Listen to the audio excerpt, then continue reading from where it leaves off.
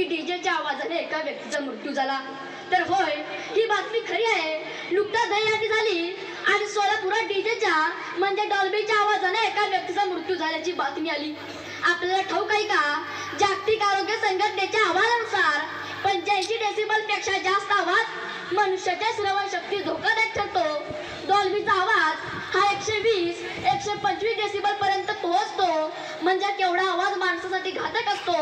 म्हणजे सण समारंभ उत्सव मध्ये लावलेला डॉल्बी लहान मुलांच्या कोवळ्या कानावर याचा थेट परिणाम होतो. वृद्धांच्या कानाला त्रास होऊन मानसिक अस्वस्थता निर्माण होते. माणसाच्या कानाचे पडदे फाटू शकतात. प्रसंगी मृत्यूही होऊ शकतो. हृदयविकार उच्च रक्तदाब असलेल्या रुग्णांना हा आवाज जीव घेणा ठरतो. म्हणून म्हणतो की उत्सवावेळी संगीत हवे पावसाच्या सरीसारखे कोसळणारे, नको ते आकाशासारखे धडाडणारे. आनंद घ्यावा सुरेल सुरांनी, रसिकांनी टाळ्या पिटाव्या दोन्ही करांनी.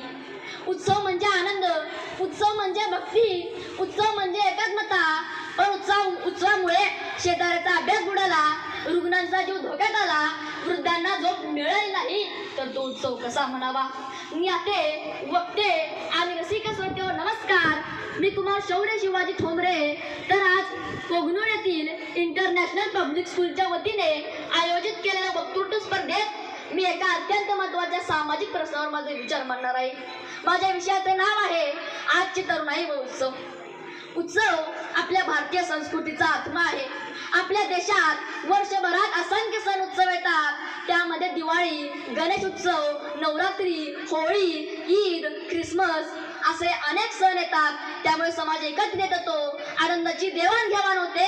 पण उत्सवामध्ये आज तरुणांच्या उत्सवातील आनंद म्हणजे मोठ्या आवाजात नाचणे, गाणे गोंगाट करणे.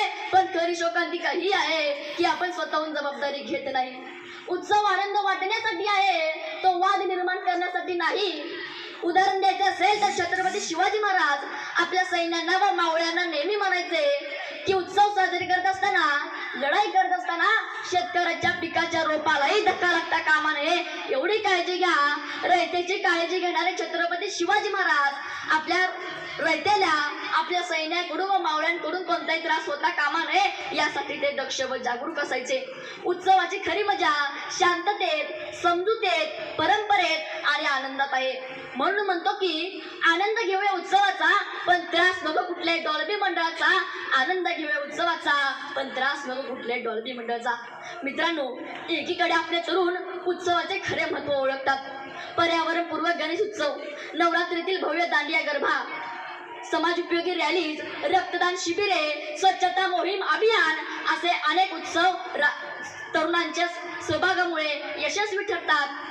त्यामुळे आपले उत्सव हे सामाजिक बांधिलकीचे उत्सव ठरतात. पण दुसरीकडे काही ठिकाणी तरुणाई उत्सवांचा प्रदर्शन, दिखावा करताना दिसून येत आहे. कर्णकर्कट डीजे, फटाके, त्याचबरोबर पैशांचा अपव्यय, दारूचे व्यसन अशा अनेक चुकीच्या गोष्टीमुळे उत्सवाचा मूळ हेतू हरवतो. उत्सव साजरा करण्याऐवजी तो परस्परांशी स्पर्धा, भक्तीपेक्षा दिखावाधिक होत आहे. त्यामुळे वाद भांडण होतात. भांडणातून गावागावात विभागणी, दुभंग निर्माण होतात. उत्सव आनंद वाटण्यासाठी आहे, तो वाद निर्माण करण्यासाठी नाही. आजच्या तरुणाईसमोर जबाबदारी आहे, ती म्हणजे उत्सवाचे मूळ महत्त्व जाणण्याची, जपवण्याची. उत्सव हे एकतेचे, शक्तीचे, आनंदाचे आणि समाजसेवेचे प्रतीक आहे. लोकमान्य टिळकांनी गणेश उत्सवाला सामाजिक क्रांतीचे व्यासपीठ बनवले.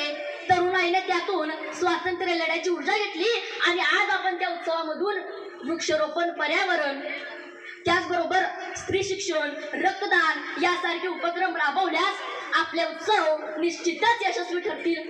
उत्सवावेळी निरनिराळ्या कार्यक्रमांचे आयोजन करावे, जसे की निबंध स्पर्धा, वक्तृत्व स्पर्धा, चित्रकला स्पर्धा, हस्ताक्षर स्पर्धा, रांगोळी स्पर्धा यासारख्या कार्यक्रमांचे आयोजन करावे. यातून सकारात्मक दृष्टिकोन निर्माण होतो. महिलांसाठी विविध उपक्रम राबवावेत. रक्तदान शिबिरांचे आयोजन करावे. यातून सकारात्मक दृष्टिकोन निर्माण होतो. माझ्या मते आजची तरुणाई उत्सवांची खरी ओळख ठरवते. जर आजची तरुणाई जबाबदारी, सृजन आणि सृजनशील असेल तर आपले उत्सव अधिक अर्थपूर्ण व प्रेरणादायी ठरतील. उत्सव हे केवळ गोंगाट करणारे क्षण नाही, तर ते उत्सव केवळ गोंगाट करणारे क्षण नाही, तर ते तरुणाईच्या मनातील ऊर्जा देणारे सोहळे आहेत. पण काही वेळा तरुणाईतून आवाज, अतिरेक, दिखाऊपणा आणि पैशांचा अपव्यय, दारूचे व्यसन, पैशांची उधळपट्टी, अपघात होतात. तेव्हा आपले उत्सव अर्थपूर्ण होत नाहीत. शेवटी जाता जाता या व्यासपीठाची, विचारपीठाची, साहित्यपीठाची रजा घेताना मी इतकेच म्हणेन की आनंद घेऊया उत्सवाचा, पण त्रास नको कुठले डॉल्बी मंडळाचा. आनंद घेऊया उत्सवाचा, पण त्रास नको कुठल्या डॉल्बी मंडळाचा. उत्सव घेऊया आनंदाचा, पण त्रास नको कुठल्या डॉल्बी मंडळाचा. महाराष्ट्राची बनवा शांततापूर्ण संस्कृती, गहरळ माजून बनवू नका विकृती. महाराष्ट्राची बनवा शांततापूर्ण संस्कृती, गहरळ माजून बनवू नका विकृती. मला इथे आयोजकांनी बोलण्याची संधी दिली, त्याबद्दल त्यांचा ऋणी आहे. धन्यवाद. जय हिंद, जय महाराष्ट्र.